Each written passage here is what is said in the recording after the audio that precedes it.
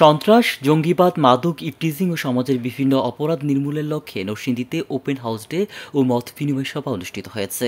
মঙ্গলবার বিকেলে নরসিংদীর সদর থানা প্রাঙ্গণে সদর থানা পুলিশের আয়োজনে এই মত বিনিময় সভা অনুষ্ঠিত হয়।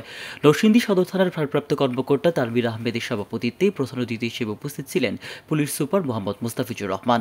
এ সময় আরও উপস্থিত ছিলেন নরসিংদী জেলা আওয়ামী লীগের সাধারণ সম্পাদক পীরজাদা মোহাম্মদ আলী, নরসিংদী সদর উপজেলা পরিষদের chairman Anwar Hossain, Narsingdi chamber of কমার্সের সভাপতি হাজী মোমিন মোল্লা, নরসিংদী আইনজীবী সমিতির সভাপতি অ্যাডভোকেট কাজী নাজমুল ইসলাম, নরসিংদী প্রেস ক্লাবের সভাপতি নুরুল ইসলাম, অতিরিক্ত পুলিশ সুপার অর্নিবান চৌধুরী, জেলা মুক্তিযোদ্ধা unit commander Motaleb Hossain Pathan, independent কলেজের অধ্যক্ষ Mashiur Mridha, Narsingdi Sadar circle officer K M Shahidul Islam Sohag সহ বিভিন্ন ইউনিয়নের চেয়ারম্যান ও বিশিষ্ট ব্যক্তিবর্গরা এ সময় উপস্থিত ছিলেন। অনুষ্ঠানে মাদক, সন্ত্রাস সহ বিভিন্ন এলাকার সমস্যা নিয়ে আলোচনা করা হয়। এছাড়া অনুষ্ঠানের প্রধান অতিথি পুলিশ সুপার মোহাম্মদ মুস্তাফিজুর রহমান বলেন, মাদক, সন্ত্রাস, চুরি, ডাকাতি, জঙ্গিবাদ নির্মূলে পুলিশ সর্বদা সচেষ্ট রয়েছে।